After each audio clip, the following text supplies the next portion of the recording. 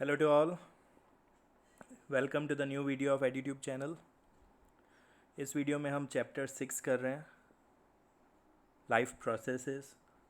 Life processes का एक part हम काफ़ी पहले कर चुके हैं एंड मुझे क्लियरली पता है एंड आई कैन से कि कंफर्म पता है कि आप लोगों ने वो रिवाइज़ नहीं किया होगा, या अगर किया भी होगा, पहले देखा भी होगा तो अब तक भूल चुके होंगे।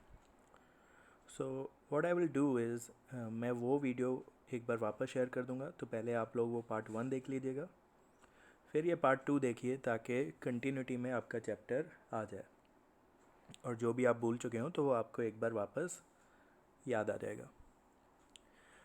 ठीक है, तो पार्ट 2 में हम डाइजेशन सिस्टम करने वाले हैं। बहुत ही इंपॉर्टेंट क्वेश्चन है, बोर्ड की एग्ज़ाम्स में बहुत बार 5 मार्क्स में ये आ चुका है, 5 मार्क क्वेश्चन में। और अगर जब 5 मार्क क्वेश्चन में नहीं आता तो भी इससे रिलेटेड 1 मार्क या 2 मार्क क्वेश्चंस जो हैं वो डाइजेशन से रिलेटेड आते ही हैं। चलिए, तो डाइजेशन सिस्टम जो है ह्यूमन बींग्स का वो हम स्टार्ट करते हैं, समझना स्टार्ट करते हैं। इसमें कई सारे पार्ट्स होंगे, तो हम वन बाय वन हर एक पार्ट को समझते जाएंगे और उनका प्रोसेस क्या होता है वहाँ पे फूड में, वो भी समझते जाएंगे। चलिए, तो डाइजेशन सबसे पहले स्टार्ट होता है माउथ से।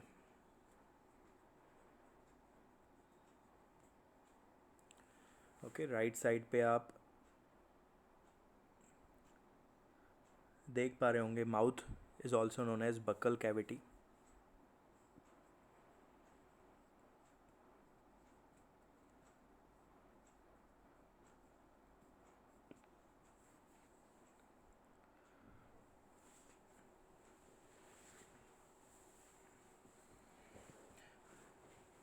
अब देखो, माउथ में आ जाते हैं 3 पार्ट्स। माउथ के 3 पार्ट्स आपको समझने हैं। फर्स्ट पार्ट है टीथ, सेकंड पार्ट है सलाइवरी ग्लैंड्स, सलाइवरी ग्लैंड्स, और थर्ड है टंग, TONGUE, टंग। अब ये तीनों पार्ट्स देखो कैसे काम करते हैं। तो जैसे ही आप खाना अपने माउथ में रखते हैं तो सबसे पहले टीथ अपना काम शुरू करता है। टीथ क्या करते हैं? फूड को चर्न करते हैं, उसे छोटे छोटे पार्ट्स में ब्रेक करते हैं ना। मतलब इसका फंक्शन है टू चर्न द फूड। जो भी खाना आपने रखा है उसको चर्न करेगा, छोटे छोटे पार्ट्स में डिवाइड करेगा। फिर सेकंड पार्ट है सलाइवरी ग्लैंड। सलाइवरी ग्लैंड्स क्या करती है? सलाइवा रिलीज करती है।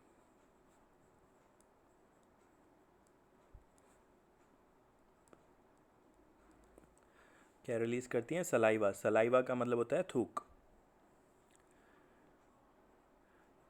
अब टंग का काम है कि जो फूड चर्न हो चुका है और जो सलाइवा रिलीज हो चुकी है उन दोनों को एक दूसरे में अच्छे से मिक्स करना। यानी इसका काम है to mix saliva with food to make food wet. Wet यानी खाने को गीला कर देता है। गीला करने से क्या फ़ायदा होगा?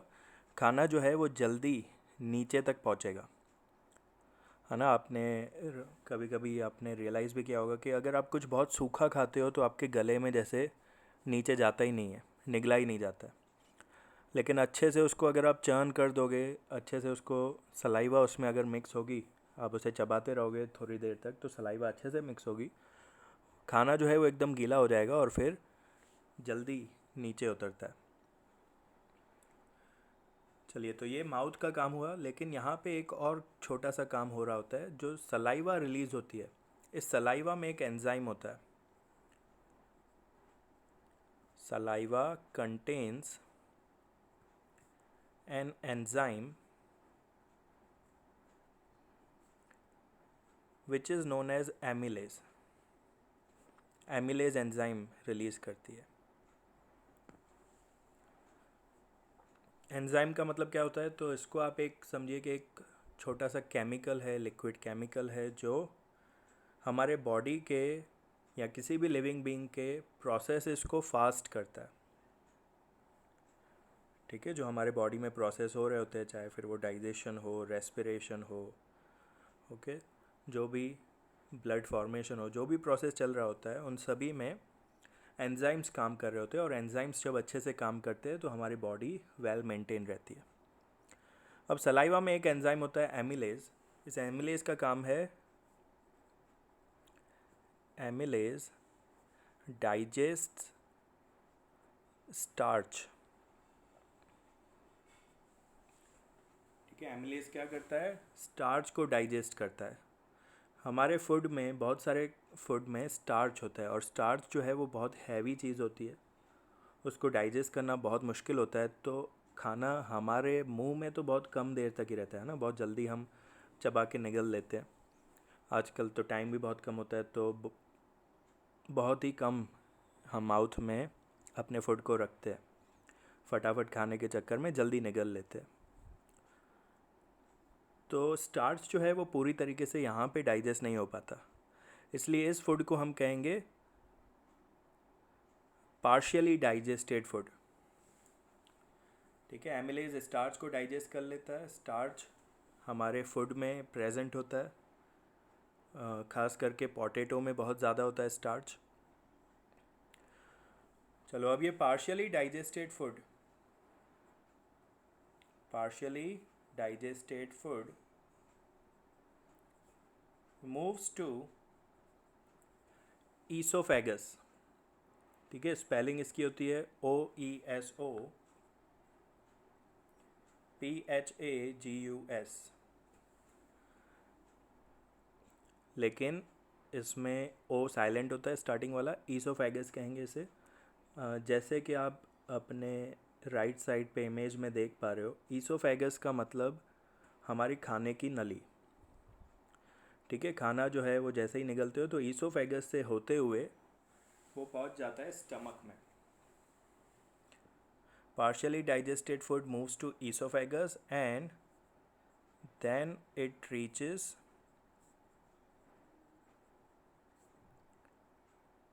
To stomach. खाना पहुंचता है स्टमक में। अब स्टमक में फूड लगभग 3 आवर्स तक रहता है।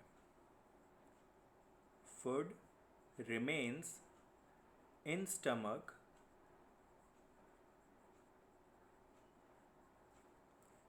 For about 3 hours. ठीक है, 3 घंटे तक खाना यहाँ पे रहता है। अब स्टमक में 2 चीज़ें होती है, इनफैक्ट 3 चीज़ें होती है। चलो, स्टमक के मैं 3 पार्ट्स आपको समझाता हूँ। इसमें होता है HCl, वो भी डाइल्यूट वाला, डाइल्यूट HCl। ये क्या होता है? एक एसिड होता है जो हमारी बॉडी रिलीज़ करती है। सेकंड थिंग है पेप्सिन एंजाइम।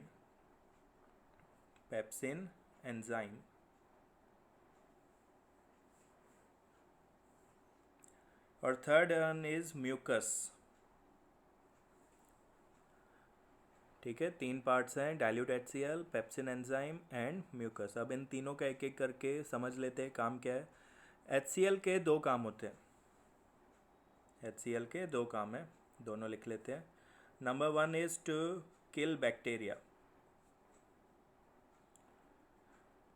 जो खाना स्टमक में पहुंच चुका है, अगर उसमें कहीं पे बैक्टीरियाज होंगे तो एसिड की वजह से वो सारे बैक्टीरियाज मर जाएंगे।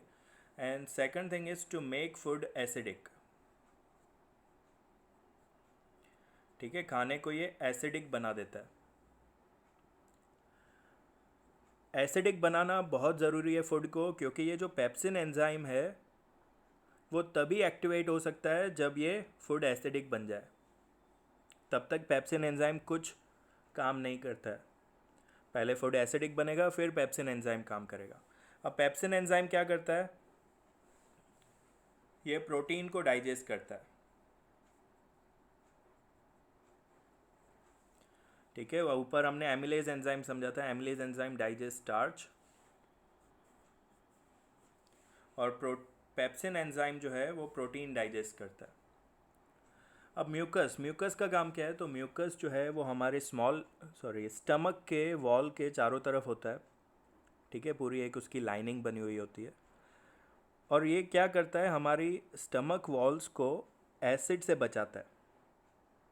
अगर स्टमक वॉल्स पे एसिड लगेगा तो छाले पड़ जाएंगे स्टमक में, अल्सर हो सकता है, और फिर अल्सर जो है वो अगर बढ़ जाए तो डेथ भी हो सकती है।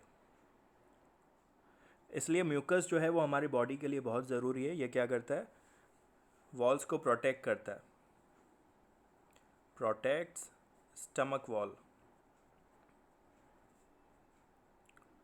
Stomach walls from HCl। जो HCl हमारी बॉडी में रिलीज़ हो रहा है उसको बचाता है, उससे बचाता है। चलो, अभी तक का प्रोसेस आपको अच्छे से समझ में आया होगा। सबसे पहले माउथ में टीथ, सलाइवरी ग्लैंड्स और टंग शुरू करते हैं अपना काम। सलाइवरी ग्लैंड्स में एक एमिलेज एंजाइम भी होता है जो स्टार्च को डाइजेस्ट करता है। फिर पार्शियली डाइजेस्टेड फूड ईसोफेगस के थ्रू स्टमक में पहुंचता है। स्टमक में HCl होता है जो बैक्टीरिया मार देता है, फूड को एसिडिक बनाता है। फूड एसिडिक बन जाए तो पेप्सिन एंजाइम एक्टिवेट हो जाता है और प्रोटीन डाइजेस्ट करने लगता है। साथ साथ म्यूकस जो है वो हमारी स्टमक की वॉल्स पे HCl को लगने से बचाता है। ओके, तो स्टमक लगभग ये काम जो है, स्टमक में ये लगभग काम 3 आवर्स तक होता रहता है। फिर ये पहुंचता है स्मॉल इंटेस्टाइन में।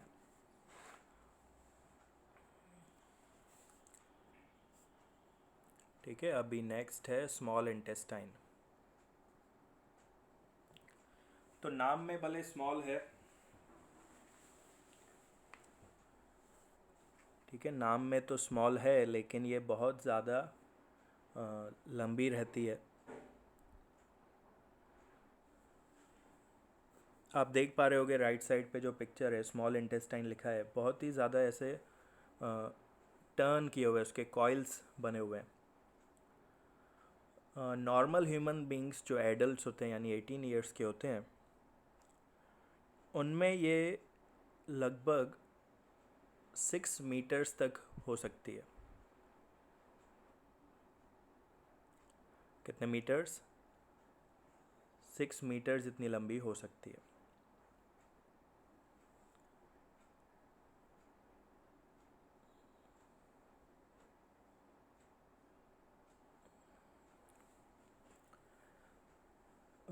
अब जो वेजिटेरियन होते हैं एनिमल्स, जो एनिमल्स वेजिटेरियन होते हैं, उनकी स्मॉल इंटेस्टाइन ज़्यादा लंबी होती है, क्योंकि वेजिटेरियन थिंग्स को डाइजेस्ट करने में ज़्यादा टाइम लगता है। जो नॉन वेजिटेरियन चीज़ें होती है उनको डाइजेस्ट करने में ज़्यादा टाइम नहीं लगता, क्योंकि वो एसिड में ही डाइजेस्ट हो जाती हैं। ठीक है, अगर नॉन वेजिटेरियन चीज़ें खाते हो आप तो एसिड ज़्यादा रिलीज़ होता है और वहीं पे फूड जो है वो डाइजेस्ट होने लगता है। लेकिन जो वेजिटेरियन चीज़ें हैं उसको डाइजेस्ट करने के लिए स्मॉल इंटेस्टाइन और लंबी हो जाती है। मतलब जो भी वेजिटेरियन एनिमल्स होंगे उनकी स्मॉल इंटेस्टाइन लंबी रहती है कंपेयर टू कार्निवोरस एनिमल्स जो नॉन वेज खाते हैं। ठीक है, चलो, अब स्मॉल इंटेस्टाइन जैसा कि मैंने बताया भले नाम से स्मॉल है, लेकिन सबसे बड़ा पार्ट हमारी डाइजेशन का स्मॉल इंटेस्टाइन ही है। सबसे ज़्यादा देर तक फूड स्मॉल इंटेस्टाइन में ही रहता है। अब स्मॉल इंटेस्टाइन में गैस्ट्रिक ग्लैंड्स होती है। पहले स्मॉल इंटेस्टाइन में 2 जूस रिलीज़ होंगी, एक बाइल जूस जो लीवर से आती है और एक पैंक्रियाटिक जूस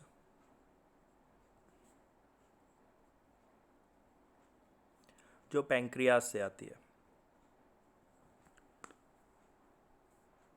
ठीक है, बाइल जूस लीवर से आती है और पैंक्रियाटिक जूस पैंक्रियास से आती है। ये दोनों जूसेस जो हैं वो स्मॉल इंटेस्टाइन में पहुंचती है। अब स्मॉल इंटेस्टाइन में पहले पहुंचती है बाइल जूस। ये बाइल जूस क्या करती है, फैट को, हमारे फूड में जो फैट है, उसको फैट ग्लोब्यूल्स बना देती है। क्या बना देगी उसके? Fat globules. फैट ग्लोब्यूल्स का मतलब है छोटे छोटे पार्ट्स फैट के, छोटे बॉल्स जैसे बन जाएंगे फैट के, जो डाइजेस्ट करना इजी हो जाते हैं।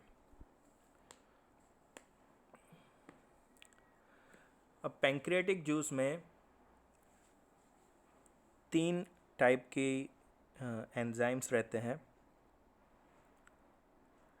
पहला जो एंजाइम है इस जूस का पहला काम है to make food alkaline. Alkaline यानी बेसिक।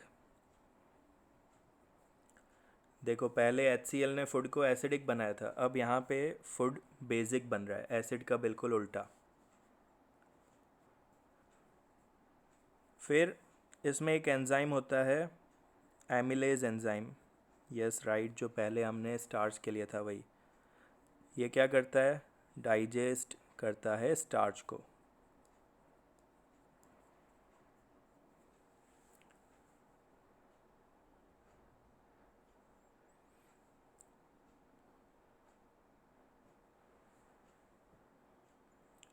आप साथ साथ में राइट साइड पे जो इमेज है उसमें देखते रहिएगा कि कैसे कैसे प्रोसेस चलता जा रहा है। माउथ से ईसोफेगस, फिर स्टमक, फिर हम स्मॉल इंटेस्टाइन पे पहुंच चुके हैं। स्मॉल इंटेस्टाइन में 2 जूसेस आ रही है, बाइल जूस और pancreatic juice. Bile juice liver से आ रही है, तो प्लीज़ आप लीवर पे भी ध्यान दीजिए। देखिए लीवर कहाँ पे है, हमारे बॉडी के लेफ़्ट साइड पे है। पैंक्रियास देखो, पैंक्रियास का भी फिगर बना हुआ है। ओके, तो यहाँ से 2 जूसेस आती है स्मॉल इंटेस्टाइन के अंदर। बाइल जूस का काम क्या है? To make food.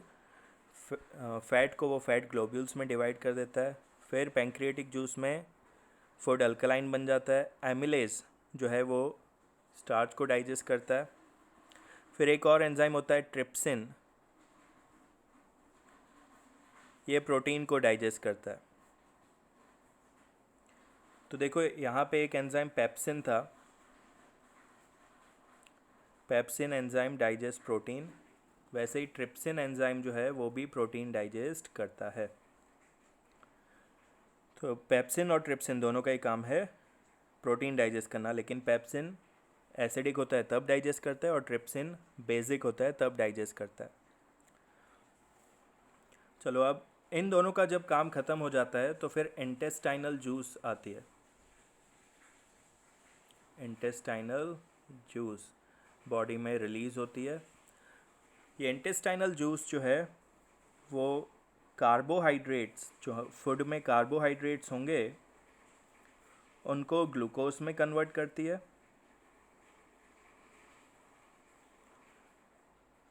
उसके अलावा जो प्रोटीन होगा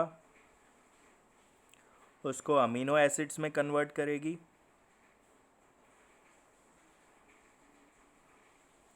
ठीक है, इंटेस्टाइनल जूस कार्बोहाइड्रेट्स को ग्लूकोज में कन्वर्ट करते हैं, प्रोटीन को अमीनो एसिड में कन्वर्ट करते हैं, फैट एंड लिपिड्स को फैटी एसिड्स में कन्वर्ट करते हैं। Fatty acids plus glycerol.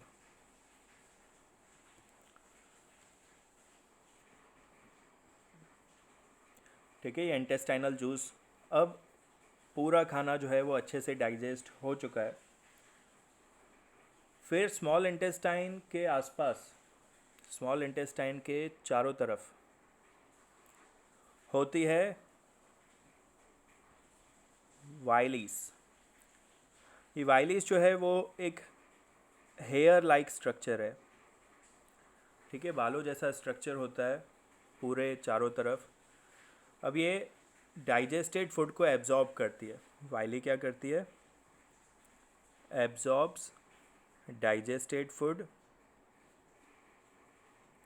Digested food को एब्जॉर्ब करके उसको ब्लड में कन्वर्ट करती है और फिर इस ब्लड को ब्लड वेसल्स में पहुंचा देती है। ठीक है, हमारी जो ब्लड वेसल्स है यानी जहाँ पे ब्लड फ्लो करता है उसमें ऐड कर देती है। तो इस तरीके से हमारा जो फूड है डाइजेस्ट होके ब्लड में कन्वर्ट हो चुका है। अब जो अनडाइजेस्टेड फूड है उसके बारे में देखते हैं। ये डाइजेस्टेड फूड तो एब्जॉर्ब हो गया, लेकिन अनडाइजेस्टेड फूड कहाँ जाएगा? तो जो अनडाइजेस्टेड फूड है वो जाता है लार्ज इंटेस्टाइन में। अनडाइजेस्टेड फूड कहाँ जाता है? लार्ज इंटेस्टाइन में। लार्ज इंटेस्टाइन में वहाँ पे पूरा पानी एब्जॉर्ब हो जाता है और जो मिनरल्स, इंपॉर्टेंट मिनरल्स हैं, वो बॉडी एब्जॉर्ब कर लेती है। मतलब हमारी बॉडी कुछ भी जो काम का है उसको वेस्ट में जाने नहीं देगी। तो जितना भी रीएब्जॉर्ब कर सकती है वो सारी चीज़ें रीएब्जॉर्ब कर लेगी। लार्ज इंटेस्टाइन में क्या क्या रीएब्जॉर्ब हो जाता है? वाटर जो है वो रीएब्जॉर्ब हो जाता है, और मिनरल्स जो हैं, इंपॉर्टेंट मिनरल्स, वो भी रीएब्जॉर्ब हो जाते हैं। रीएब्जॉर्ब यानी हमारा शरीर उसे वापस अपने सर्कुलेशन में डाल देता है। फिर जो बाकी का अनडाइजेस्टेड फूड है वो एक सेमी सॉलिड पेस्ट बन जाता है, सेमी सॉलिड बन जाता है। और ये सेमी सॉलिड वेस्ट जो है वो हमारी बॉडी से एनस के थ्रू रिलीज़ हो जाता है। ओके, सो आई होप आपको ये पूरा डाइजेशन सिस्टम जो है वो अच्छे से समझ में आया होगा। माउथ से स्टार्ट होता है। माउथ में पहले टीथ फूड को चर्न करेंगे। सलाइवरी ग्लैंड्स जो हैं वो सलाइवा रिलीज़ करेंगी। टंग जो है वो इन दोनों चीज़ों को, फूड जो चर्न फूड है और सलाइवा है, दोनों को अच्छे से मिक्स करेगा ताकि फूड वेट हो जाए और निगला जा सके। सलाइवा में एक एमिलेज एंजाइम होता है जो स्टार्च को डाइजेस्ट करना वहीं से शुरू कर देता है। फिर पार्शियली डाइजेस्टेड फूड जो है वो ईसोफेगस में जाता है। ईसोफेगस से स्टमक, स्टमक में 3 आवर्स तक रहेगा। स्टमक में जो 3 चीज़ें हैं, पहले HCl, वो बैक्टीरिया मार देती है, फूड को एसिडिक बनाती है। फूड एसिडिक बनते ही पेप्सिन एंजाइम एक्टिवेट होता है जो प्रोटीन को डाइजेस्ट करता है। म्यूकस जो है वो स्टमक वॉल्स को प्रोटेक्ट करता है फ्रॉम HCl। फिर ये डाइजेस्टेड या पार्शियली डाइजेस्टेड फूड जो है वो स्मॉल इंटेस्टाइन में जाता है। स्मॉल इंटेस्टाइन में फूड सबसे ज़्यादा देर तक रहता है। यहाँ पे बाइल जूस आती है लीवर में से, पैंक्रियाटिक जूस आती है पैंक्रियास में से। बाइल जूस का काम है फैट को फैट ग्लोब्यूल्स में कन्वर्ट कर देना, एंड वो साथ साथ में पैंक्रियाटिक जूस जो है वो फूड को उस टाइम पे अल्कलाइन बना देती है। फूड अल्कलाइन बन गया तो एमिलेज एंजाइम जो है वो प्रोटीन डाइजेस्ट करता है, trypsin sorry amylase starch digest करता है, और ट्रिप्सिन प्रोटीन डाइजेस्ट करता है। फिर ये फूड जाता है, सॉरी वहीं पे जब फूड ये प्रोसेस पूरा हो गया तो स्मॉल इंटेस्टाइन में फिर इंटेस्टाइनल जूस आती है जो कार्बोहाइड्रेट को ग्लूकोज में कन्वर्ट करेगी, प्रोटीन को अमीनो एसिड में, फैट एंड लिपिड्स को फैटी एसिड्स एंड ग्लिसरॉल में। पूरा खाना जब डाइजेस्ट हो जाता है, जितना हो सकता है उतना डाइजेस्ट हो गया, उसके बाद वाइलीज जो हैं वो डाइजेस्टेड फूड को एब्जॉर्ब करती हैं, ब्लड में कन्वर्ट करके उस ब्लड को ब्लड वेसल में डाल देती है। जो अनडाइजेस्टेड फूड है, जो डाइजेस्ट नहीं हो पाया, वो लार्ज इंटेस्टाइन में जाता है जहाँ पे वाटर और मिनरल्स पूरे एब्जॉर्ब हो जाते हैं, और फिर ये एक सेमी सॉलिड वेस्ट बन के एनस के थ्रू रिलीज़ हो जाता है। ओके, सो ये डाइजेशन सिस्टम था। इस वीडियो में हमने डाइजेशन सिस्टम को ही कवर किया है। नेक्स्ट वीडियो में हम और टॉपिक्स कवर करेंगे जैसे respiration in human beings and etcetera. Okay, इस वीडियो को प्लीज़ अच्छे से देखिए, इससे पहले वाली वीडियो भी देखिए ताकि चैप्टर जो है वो कंटिन्यूटी में आ जाए। नेक्स्ट वीडियो तक के लिए bye bye, have a nice day.